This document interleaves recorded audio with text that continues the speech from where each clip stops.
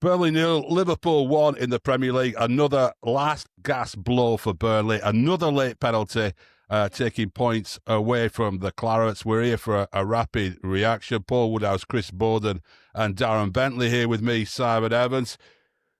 Chris, an absolute spewer after a heroic performance, really. It's sickening because of the inevitability of it all. Like we've been saying in the group chat, like we were saying at Old Trafford. You know it's coming. You know there's going to be a penalty or a VAR decision given to the big elite club. And you look back and we can say, I mean, Carragher's gone too far, calling him brain dead. I think that's an absolute scandal. But he knows he's done the wrong thing, Hannibal. You can see it in his face. But when you turn your back to the ball and it smashes against your elbow from 3 yards away, and From 3 yards. a hopeful ball in the 95th minute against an heroic defensive effort that's barely conceded a chance all game, it sticks in the craw. You can't argue against it, but it really does stick in the craw that Mo Salah gets a free shot at goal, having offered nothing to the game and been in Q's pocket all game. And they win a game where they haven't billions of pounds spent and they haven't carved Burnley open. Come on. You know, it's just sickening. It really riles me. Daz, what did you make of that incident at the end? The sense of inevitability is there. You know, we talked about it in the group chat, but it's just, and Chris touched on it there, it's just brain dead. What are you doing? Turning your back and sticking your arm out in the box in the 95th minute. Jayden Anthony, what are you doing? Dragging somebody back in the 94th minute in the box. You have to be disciplined. You have to stick to, I don't know. I just think it was just a moment of madness. And he knew it straight away, didn't he? I know Chris is saying he's 3 yards away and it smashes on the elbow, but he sticks his elbow out. He puts his elbow behind his back. It doesn't hit his elbow. After all that hard work... the madness of modern football is that for 15 minutes, we were running around the penalty area with our arms behind our backs, like defenders all around, and then one person doesn't, and you get done. The problem we have with Hannibal, and I don't want to stick anything on him because he flip-flops between idiotic and brilliant. And today, you know, just what are you doing? What are you doing? I'll say it again. I hate this league. I absolutely hate it. There's nothing for teams like Burnley in this league because it was a perverse enjoyment for 90 minutes, wasn't it, of just seeing a side defend against attack and waiting for the inevitable to happen. And is that what we're about? Is that what we want to watch in the Premier League? And I know there'll be lesser teams that we give a game to, but it's just the inevitability of this league being so shit for teams like Burnley to compete in. We're just all ranting here, aren't we? But we did that for years under Dash. We played like that. I know. For me, that performance was as good as any of the performances, including the one where we beat Liverpool 2-0. Quite similar in a lot of respects to that one. Woody, what did you make of it? It was a minute away from being an absolute masterclass, wasn't it? You know what I mean? There were a lot to say. You could even argue that it's better than a Dash masterclass in a lot of respects. But it's just cruel, isn't it? You know, it's like, yes, there's an inevitability, and you can say that, yes, even though we didn't have anything arguably close to a shot on target, you know, that obviously shades more towards Liverpool. But it's like, you know, it's just things like that penalty and things like Ogachukwu red card, even though, yes, they're all technically penalties and technically it's a yellow card and what have you. It just feels extremely harsh, these these so-called fine margins and whatnot. And it's, you know, we should really be talking about a performance that should have got us a point. Same as Man United, we should have got a point. And that's the positive. Really, at the end of the day, if we're going to take anything, you know, that we've showed ourselves, we've equipped ourselves so far extremely well, and we've played obviously slightly differently than we did against Man United, and we were very, very close to getting a result out of that today. We were, and we will talk about that. But my feelings on that penalty are I don't think it's a cross. I think he smashed it at him for exactly that purpose. And I think we see more and more of this happening now. Players know that they get given, regardless of intent's gone out of the rule completely. I mean, there's obviously no intent to handle the ball there, but that doesn't matter anymore in modern football. So it comes down to, is the arm in a natural position, right? I would argue that running around the penalty area with the arms behind the back for 15 minutes is unnatural, right? Absolutely. And I would say that jumping up in the air like that is perfectly natural when a ball's being smashed at you from 3 yards. But it's modern football, the penalty is given. Would it have been given at the other end? Probably, right? But I tell you what else would have happened if it had happened at the other end. We would have had a VAR review for 3 minutes looking to see exactly where on his arm it hit. Was it above the T-shirt line or below the T-shirt line? We had none of that straight away. Pete Oliver was straight away there with that penalty. And, I just think, I'm gutted by it. But Woody's absolutely right. There's a load of positives there. And I'll go as far to say that after that performance, the tactical discipline that we showed, the focus, the concentration for 93, 94 minutes, I think we're going to stay up if we play like that, because that's a hell of a good Liverpool side. And I'm listening to NBC's pundits talking garbage, saying we made problems for ourselves, and Liverpool, what a good sign, they're winning when they don't play well, and all this nonsense.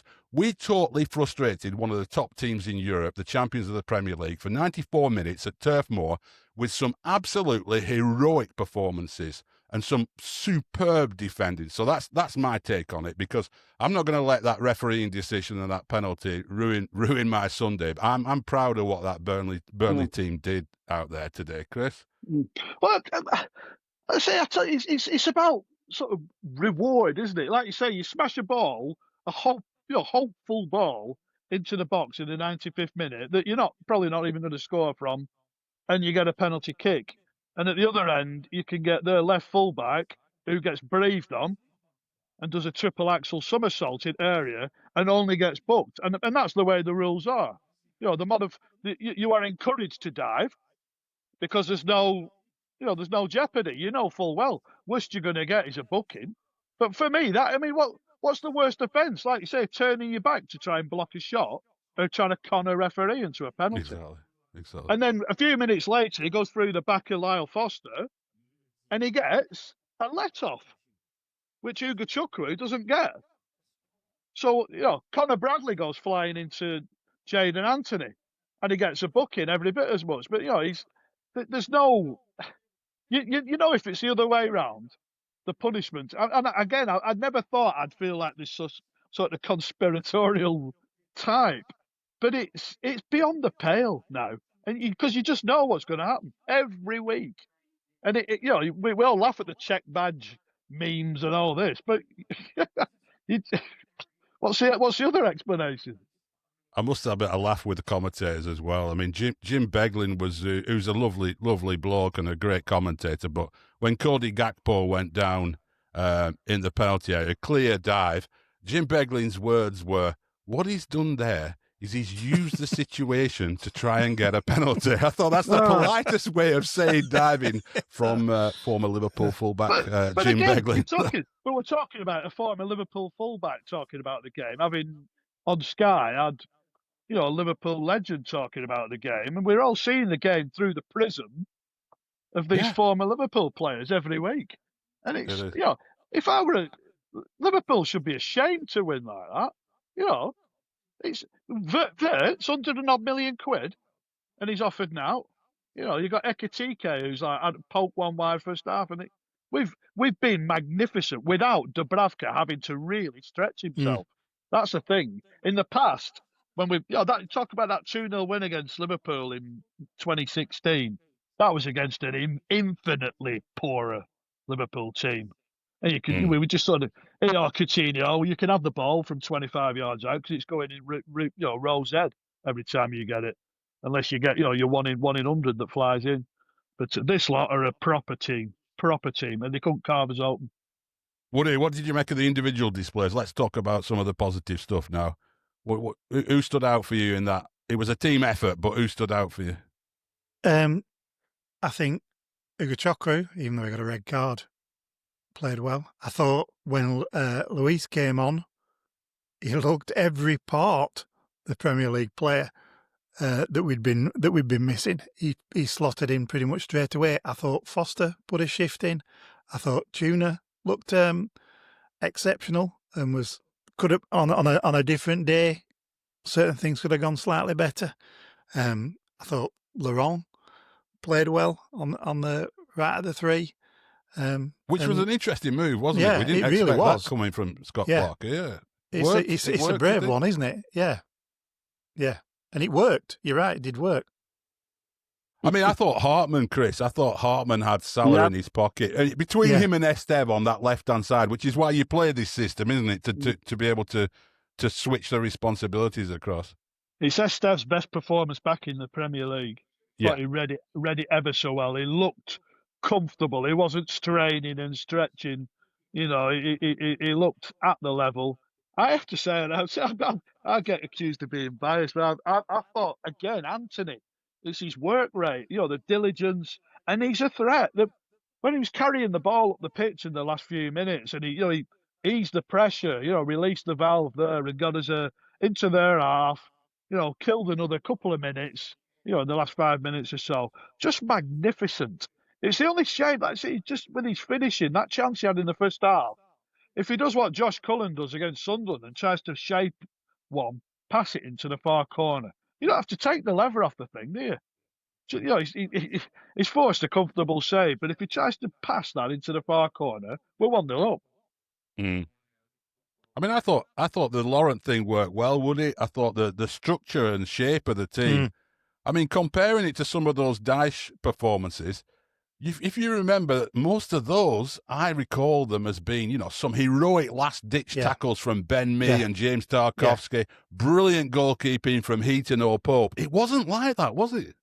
No, this was a different kind of defensive performance. It felt very, very modern, well organised. And it's like Tom cleverly said last year when we played Watford, this is one of the best sides I've seen in decades without the ball. And you could see immediately how we were getting into shape off the ball and constantly getting back into position. Again and again, we were forcing them into positions to do things that they didn't want to do. And they made it relatively easy for Dubravka. Like you say, there were no real heroics there. Every save he should have made quite comfortably, you know.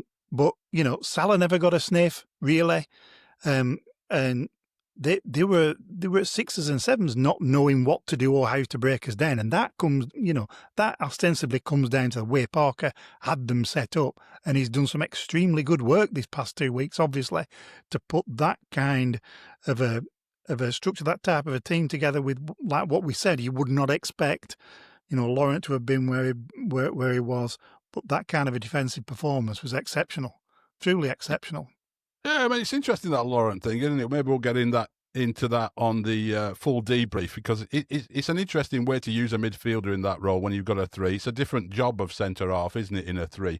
But I just thought the organisational level and the tactical discipline, Chris, I thought, you know, just to come out there and do that. I mean, you're talking about players there like Wirtz cost more than our entire summer spending, and we think we spent a lot. They've spent more money on a centre forward than our entire squad this summer, and they're not even including him on the bench. And yet we've gone out there for 94 minutes, frustrated them. I was disappointed in only one thing, which is we weren't enough of a threat on the break. I think when we did go on the break, the wrong ball was played. I mean, that run from Chouani, if Anthony had been able to time that pass, it wasn't an easy pass to do. But you know, Chouani was absolutely exhausted after it as well, wasn't he? You know, but there was a lot of players out there who, you know, Josh Cullen made a brilliant block before he gets subbed. Ugachukwa's challenge is a tired challenge because he's absolutely exhausted. I mean, they did leave it all on the field, as people say, didn't they? Yeah, actually, we used to talk about the organisation of, you know, Dyche's teams. You know, if you threw a blanket over, you'd know exactly where we would be. But this was one, I think, you know, predominantly in those times, our main threat was like set pieces, or you'd smash a ball up to Barnsley or Sam Vokes or something, and, you know, Wood, they'd make something of it. And I think we look more structured in our counter attacks, and it is hard. It's hard to piece those perfect counters together, and we come close on a couple of occasions. But nicking the ball first half, and that chance I spoke of for Anthony and things like that. It's we're not reliant on set pieces and things like that. I think we're a better side in possession, than Sean Dyche's were. But the organisation levels, the concentration, that's utterly magnificent. We kept them. So they were in the old horseshoe, weren't they? They'll just keep passing it around the horseshoe, trying to find. And again, I talk about that little magician, whether Wirtz can be that in time, but that little Ozil type, the Messi type, someone who can unlock a defence that's banked in there. At the minute, Liverpool, they either don't have the player in form or don't have the player capable of doing that. And Dubravka has had a relatively comfortable afternoon, as I say. Cullen making umpteen blocks. Steve, how many times did you hear that come from the stands today? Steve, it seemed to be him on the end of everything. Ekdal's not been overly stretched, and Laurent in such a big game, such a big test, for him to slot in like that, is essentially our backup midfield player to fit in like that. Well, hats off to him, magnificent. Woody, final word from you.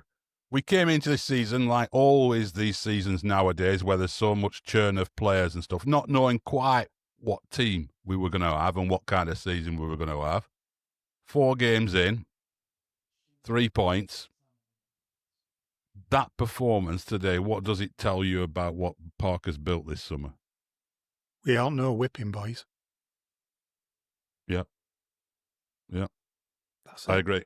Yeah. Brilliant. Well, thanks very much for joining us. We will be back with a full debrief podcast, but that was your rapid reaction for Burnley 0, Liverpool 1, up the Clarets.